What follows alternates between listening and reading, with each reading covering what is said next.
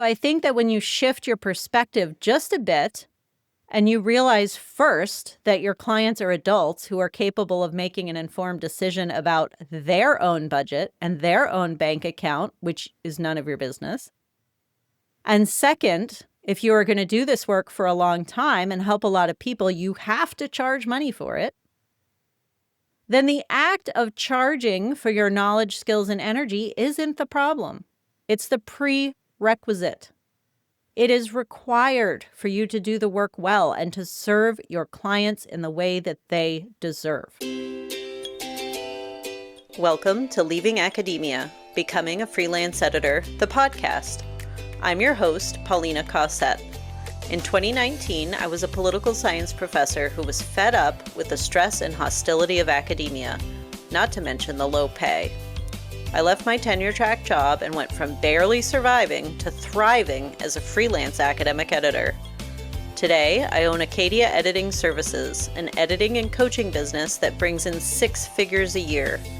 In this podcast, I'll discuss the challenges of academia, what academic editing involves, and what life as a freelancer looks like.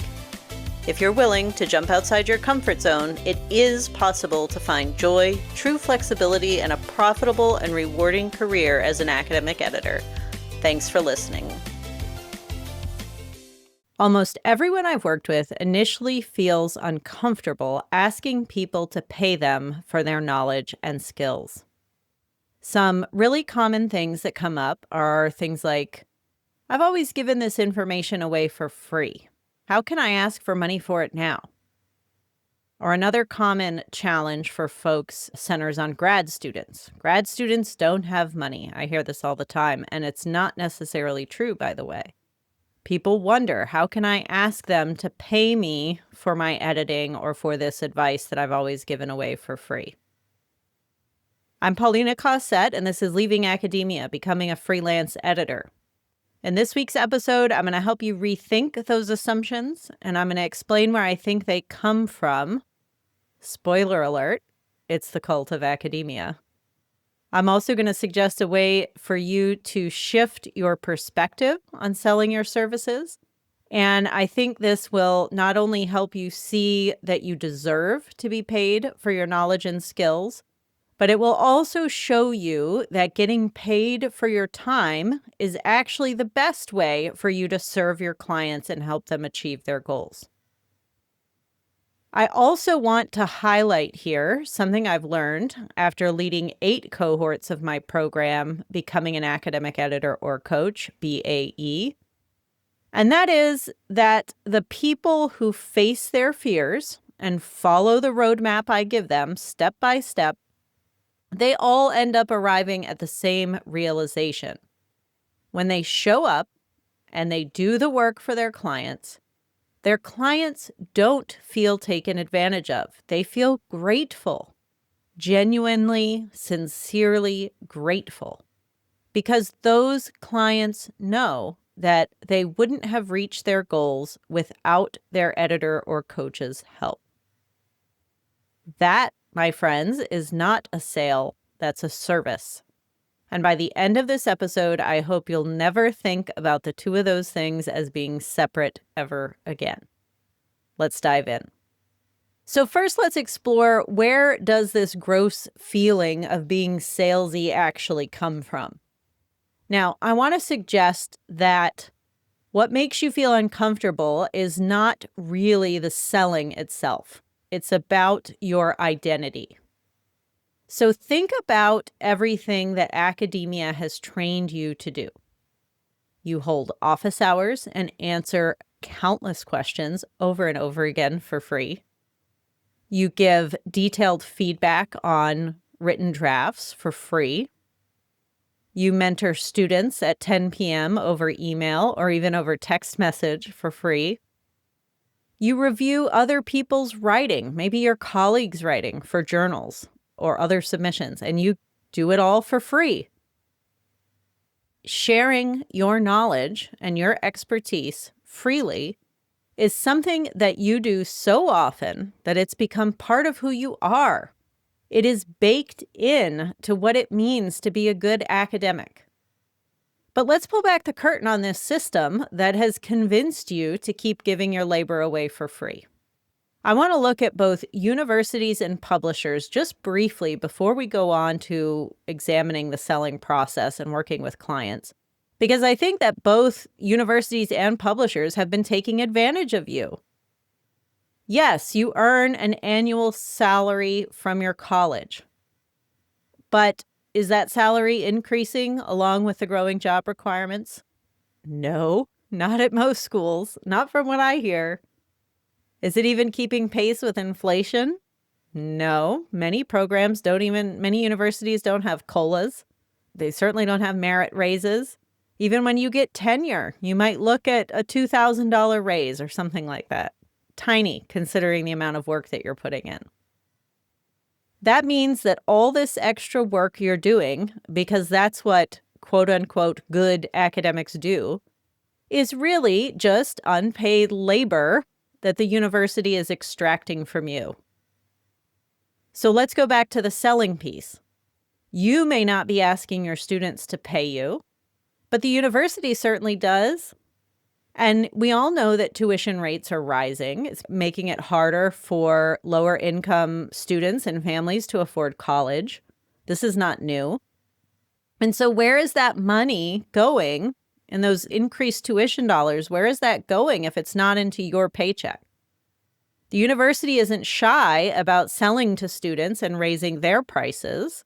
So why are you embarrassed to ask people who need your help, who seek you out, to pay you a rate that's fair for both you and the client? What about publishers? Journals and presses have you do peer review for free, which, as you know, often requires hours of your time. We're taught from the beginning of our careers that doing peer review is service to the discipline. We're told that it's expected as part of our professional work. It's part of the job. That's just the way academia is. Now, why am I, as faculty, required to do hours of free labor for a for-profit corporation? In addition to not paying us for our labor, publishers then turn around and charge our institutions. And for unaffiliated scholars, or, maybe your institution doesn't access a particular journal or something, you would have to pay out of your own pocket. You would have to pay those publishers, and universities pay those publishers thousands of dollars to access the articles and books that they publish that you peer reviewed for free. So not only are we doing this free labor, but by charging our institutions to access the publications, the publishers are contributing to the shrinking budgets that the universities have. And so they're contributing to the part of the reason why we aren't getting paid as well as we should. And to come back to my original point and the focus of this episode, universities and publishers are not shy about asking for people to pay them. So why are you? Why do you feel guilty? You have been so consistently conditioned to give and to give and to give. Because as educators, we're told we serve a greater purpose. We're also given this prestigious elite job title of professor. And if we don't keep giving all of this work freely, then it will all be taken away. Society will suffer, and no one will respect us anymore without that job title. This is what we're told. This is what's implied in the conversations and in the repeated interactions as we're socialized through graduate school, through our early faculty years, to think about how universities work, how academia works. We should give and give because it's an honorable, moral goal to educate people.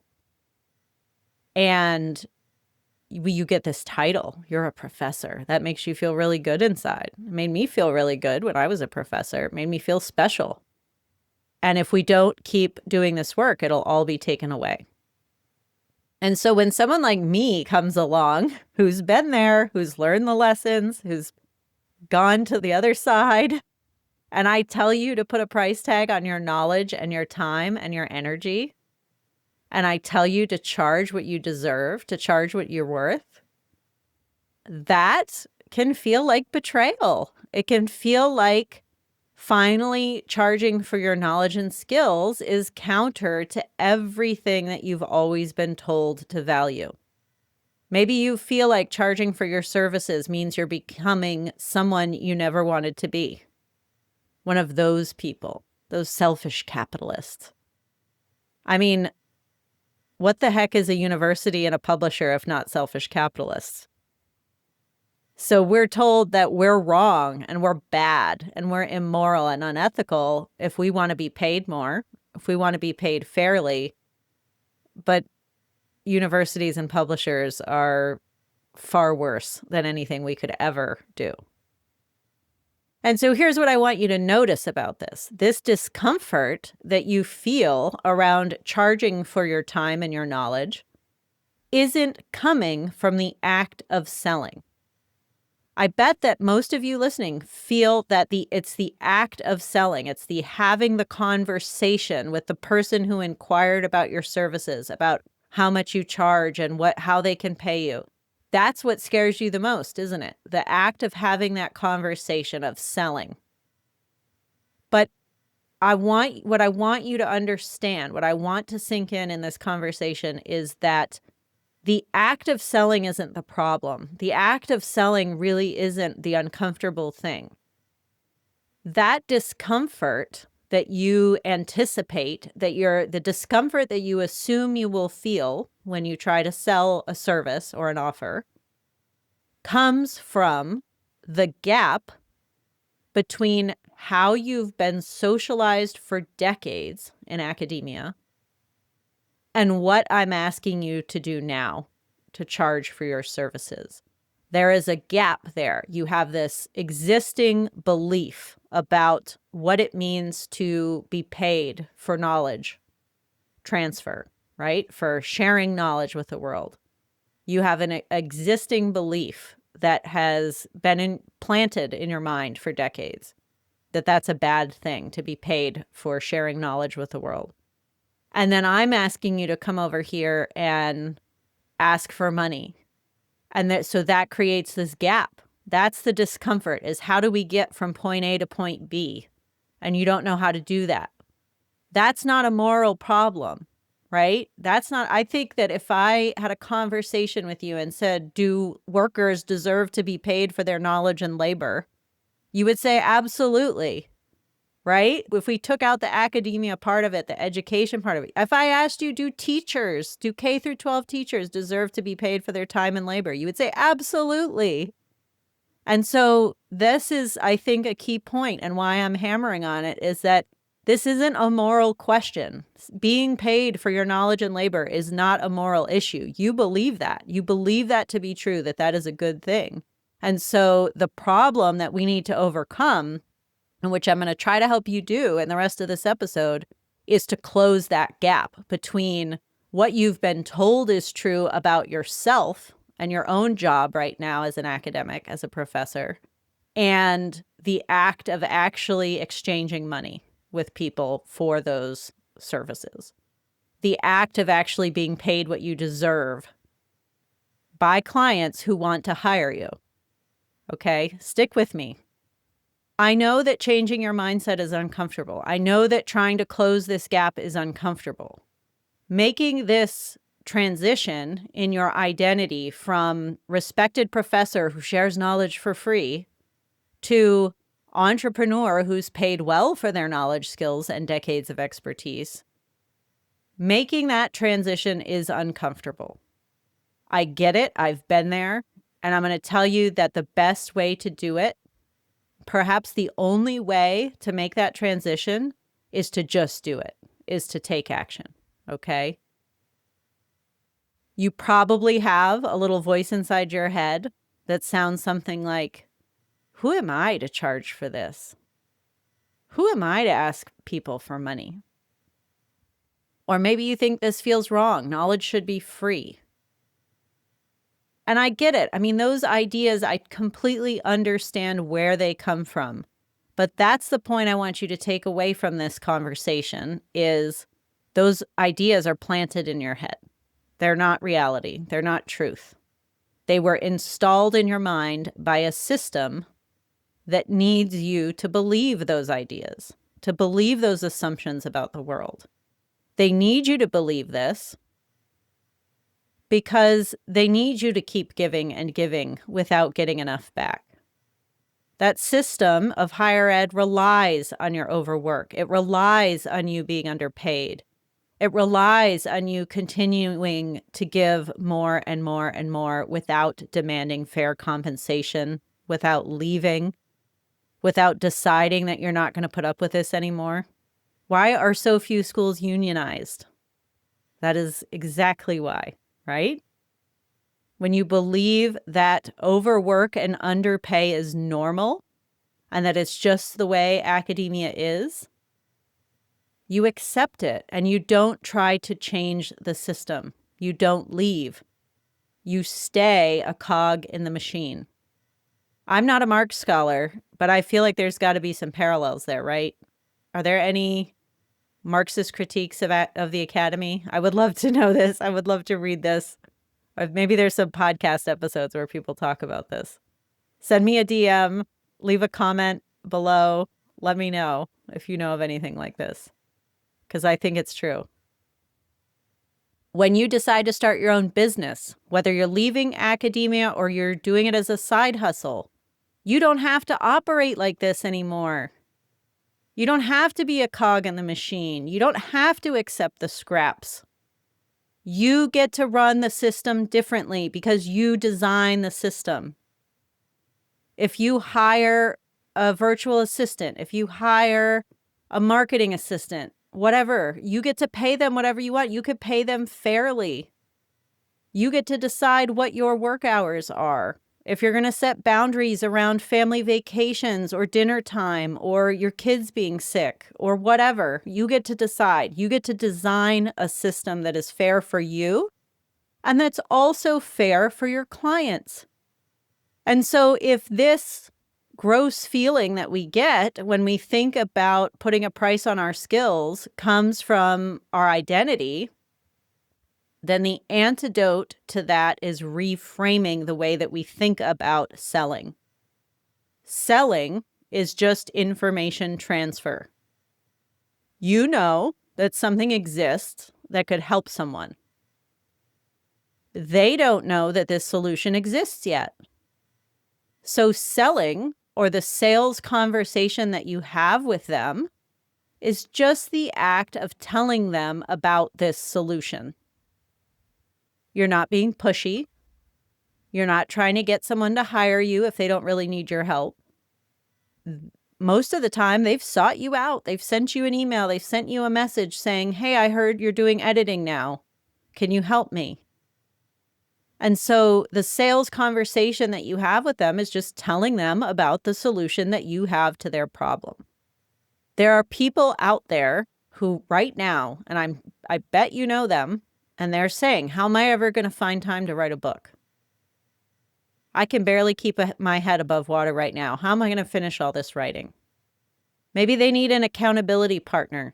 They need somebody to help them stay on track with their writing, to come up with a system, a plan, a framework to organize their writing time. These people who are struggling with whatever their problem is, they're not looking for you to leave them alone. They want someone, preferably you, to tell them how to get through this problem. They're looking for someone to tell them there's a solution. If you have that solution and you stay quiet about it, that is not service. That is not being ethical. If you have a solution and you don't share it, that's withholding information, and it is not going to help this person. So if you know how to solve a problem, you also have likely spent years gathering knowledge, testing solutions, developing a framework for repeating that solution across cases.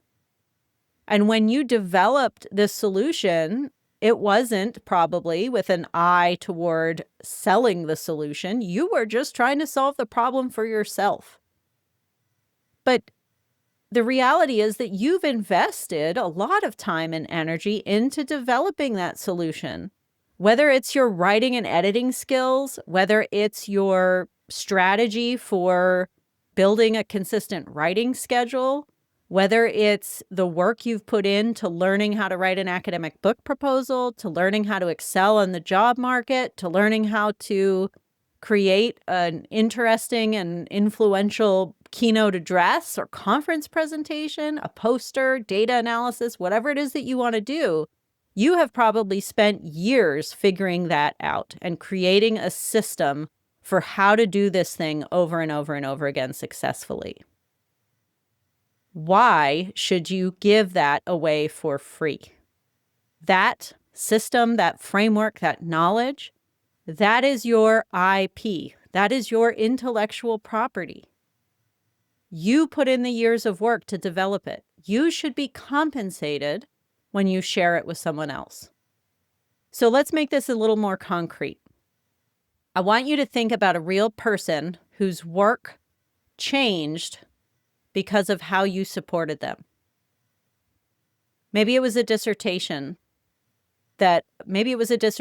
chapter that they were finally able to finish, that they finally figured out how to write after months of spinning their wheels.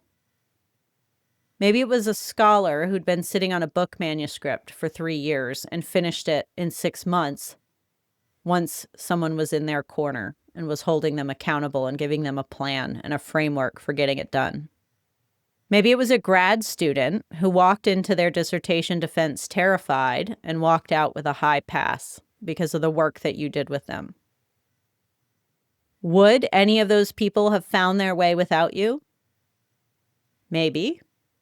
Perhaps.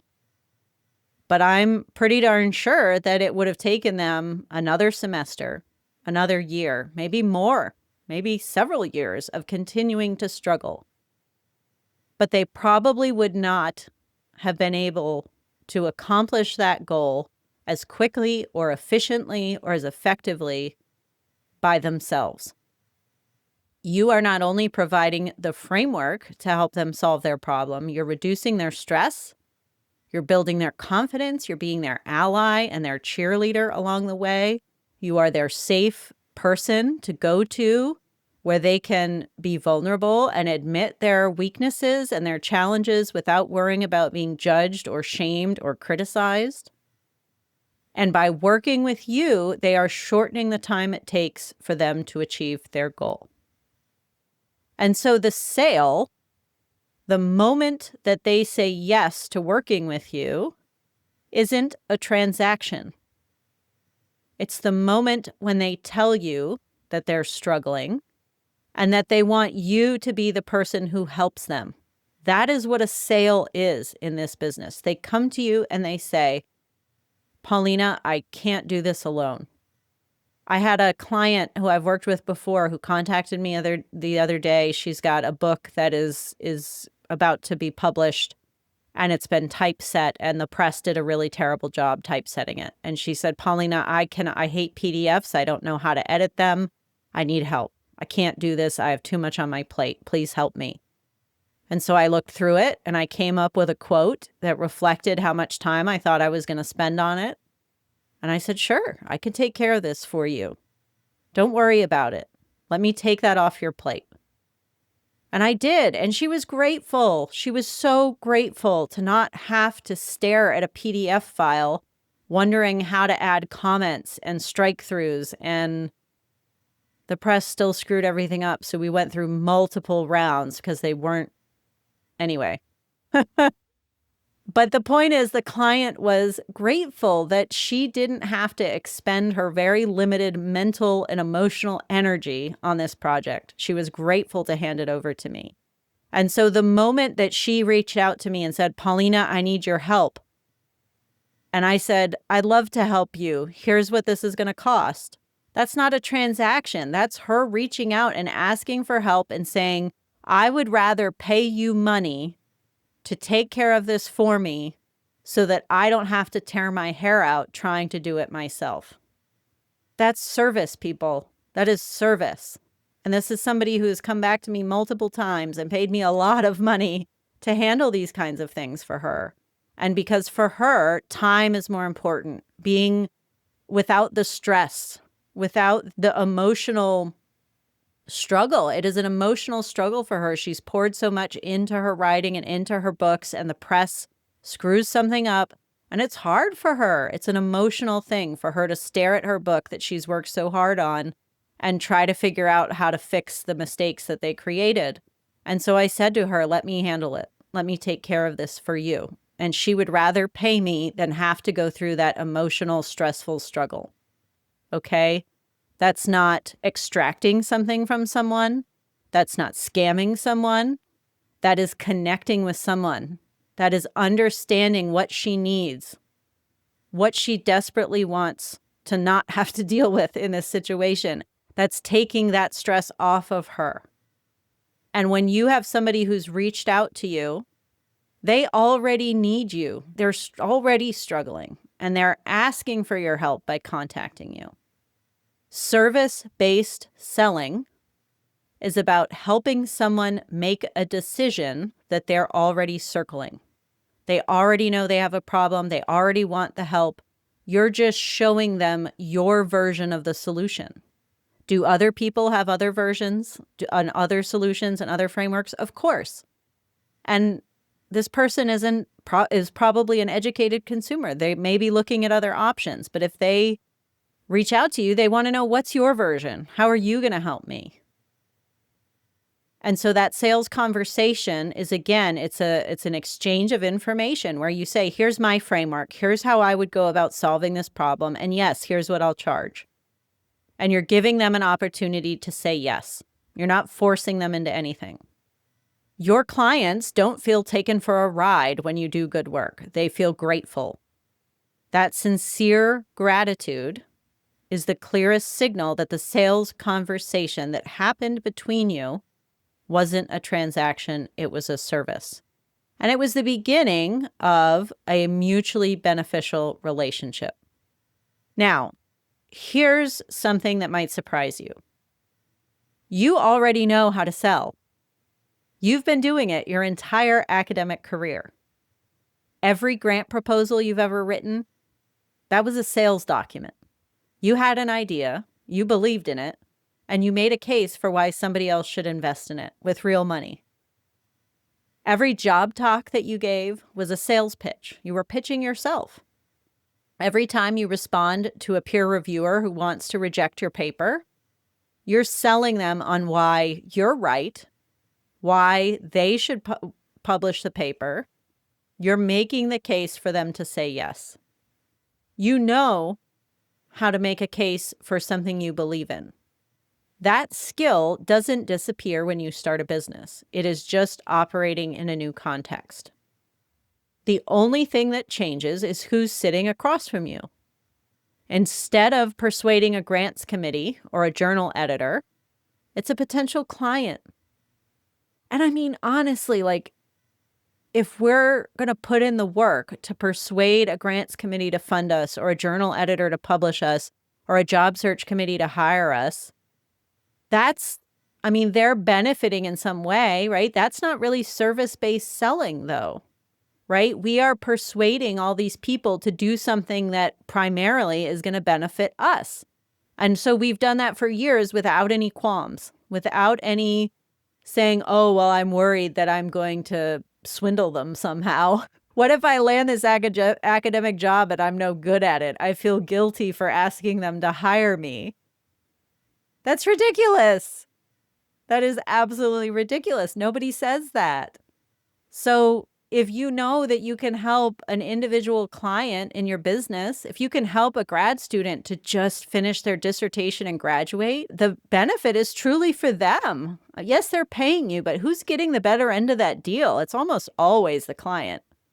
Because if you're here and you've listened this far, you're somebody who's not looking to figure out how to swindle people. You're somebody who's looking to figure out, how can I serve these people in the best way that I possibly can? So the next time that you feel yourself hesitating before hitting send on a quote, or you're apologizing for having an offer, or you're shrinking yourself in a discovery call, trying to charge less because you feel guilty, I want you to remember that you are not asking this person to do you a favor. They're not doing you a favor by hiring you. They're not hiring you because they're going to be nice. They want to be nice. You are helping them to make a decision that they already want to make. They already want to hire you most of the time if they're on that discovery call. If they've been through your whole website and they send you an email, they're probably 60 to 70% of the way to hiring you. They just want to be reassured and know the details and feel better. They want to be, confirm that this is the right decision for them. So you're not convincing anyone of anything they don't already want. You're just making it easier for them to say yes to something that's going to truly help them. And I want to add one more piece to this puzzle here, okay? When you assume that charging for your services is somehow pulling the wool over your client's eyes, you are not doing them a favor. You are not being humble. If I'm being completely honest, that's a little bit condescending. If someone reaches out to you and says they want your help, how much do you charge? And you behave like they're a child, like they don't know what they're doing, you assume they just don't have any money and they can't afford you. That's not okay. That's not what we want to be doing as business owners. So think about who gets in touch with an editor or a coach. These are educated, capable adults. They know that professional services cost money. They know this. They don't think you're going to do this for free. They're not stumbling into your inbox by accident. They're reaching out because they have a problem. They've decided that they need help, that they're tired of trying to solve this problem on their own, and they understand that help has a price.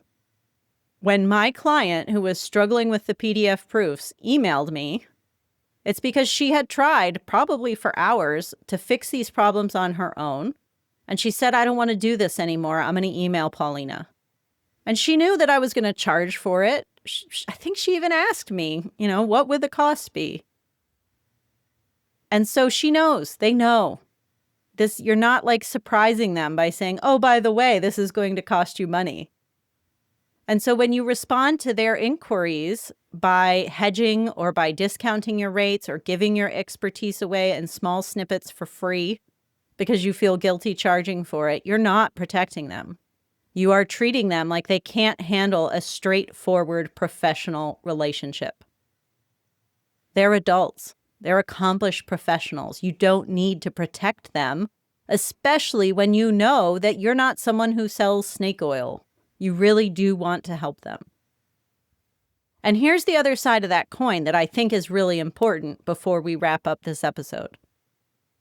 If you go around giving your knowledge and skills away for free, if you feel guilty for charging, so you sit on a 20 or 30-minute discovery call and let that turn into a coaching session where you just give out free information instead of trying to make it a true sales call where you figure out what they need and you tell them, here's how I can help you and here's what it costs.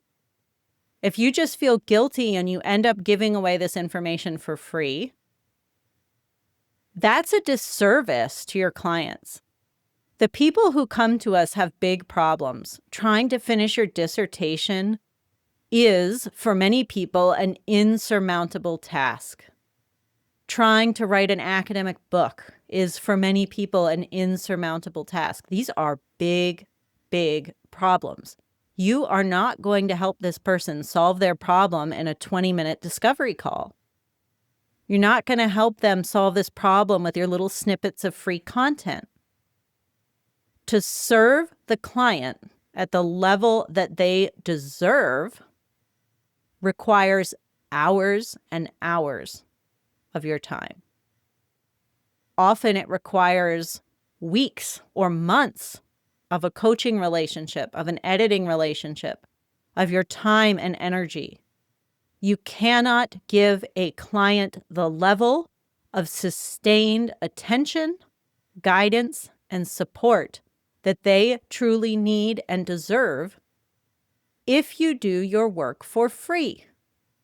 That is not sustainable for you, and it's not genuinely helpful for them. So which of these is the real disservice?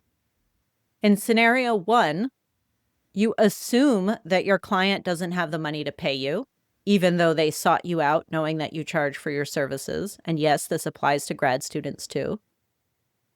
So because you assume that they don't have any money or that they can't afford you, you give away snippets of information, maybe a short Zoom call here and there. You give it away for free or at a very low rate. And you know deep down that they need more support than this. They need more of you. They need more of your energy and your knowledge and your time. These snippets of free information are not enough to get them across the finish line. And so their timeline drags on. They continue to struggle. In scenario 2, you charge a fair rate, one that's fair for both you and the client. It's a rate that honestly reflects the value of what the client will take away from this relationship, the value of what their end result will be, finishing their dissertation and not paying another semester of tuition to the university, finishing their book and finally earning tenure, landing a better job with a lower teaching load. What is the value? What is the monetary value we can put on all those things to that person? It's a lot. And so you charge a rate that reflects that value that they're getting in that relationship. But it's also a rate that lets you keep the lights on and support your family. And it gives you the quality of life that you deserve, that keeps you from overworking and burning out. And that rate that you charge lets you do this work in the long term so you can help more people over the years. It's a rate that lets you show up fully, and it lets you give your clients the best of what you have to give. So which of those is the worst scenario? I would argue that the first one, scenario 1, where you give out these snippets of free information that is not actually going to help anybody accomplish anything, that's the unethical one. You know, in scenario B, if you offer somebody a quote and they say, sorry, I can't afford it, that's fine. They made an educated decision. You didn't push them into anything. There will be other people who can afford you, I promise you. And so I think that when you shift your perspective just a bit, and you realize first that your clients are adults who are capable of making an informed decision about their own budget and their own bank account, which is none of your business.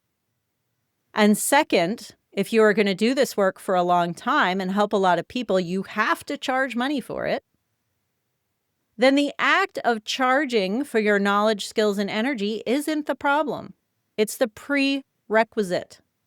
It is required for you to do the work well and to serve your clients in the way that they deserve. So let's go back. Let's bring everything back to where we started. Selling is hard. I know. I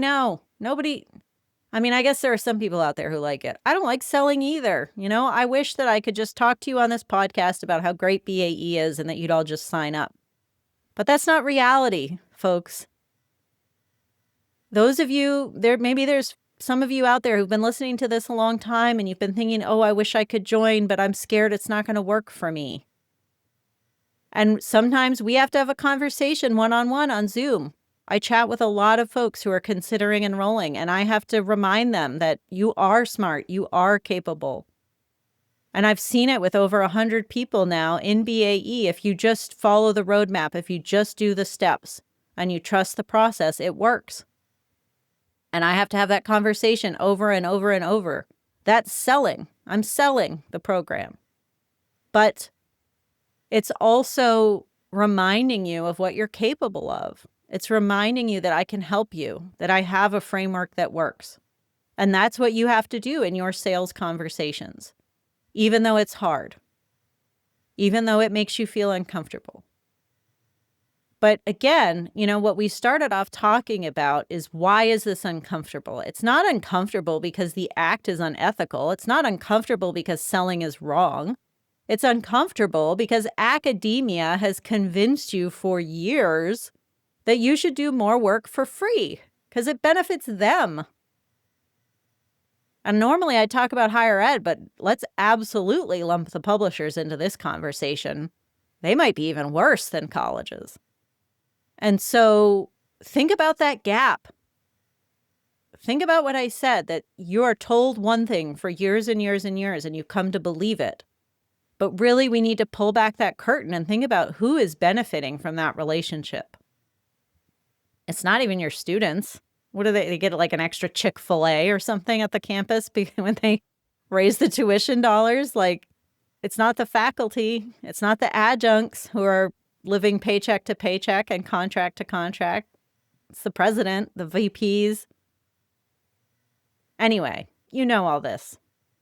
So think about that gap and where these beliefs come from for you, and examine them and break them down and look at who really benefits by teaching you that getting paid more is wrong, that selling is wrong.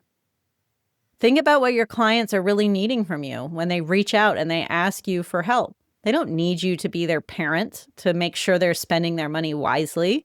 They know how to do that. Don't insult them by assuming that they don't have any money. Examine how you can help them, how much of your time and energy and knowledge it's going to take for you to help them, really successfully help them. And what is the value of that help to this client, depending on what it is that they need, whether it's finishing the dissertation or landing a job or whatever. And decide on a price, and then let them make the decision. Either they want to pay it or they don't. Maybe you can find a payment plan option. Maybe you can, add services or cut services from the package that you come up with to make it doable for them. There's lots of ways to be flexible that are fair for the client and that are also fair for you. And so this is what leading 8 cohorts of BAE has shown me over and over again. When you face this fear and you do the work, your clients don't feel taken advantage of. They are grateful. They know they wouldn't have crossed that finish line without you. Selling isn't something you do to people. It's something you do for them.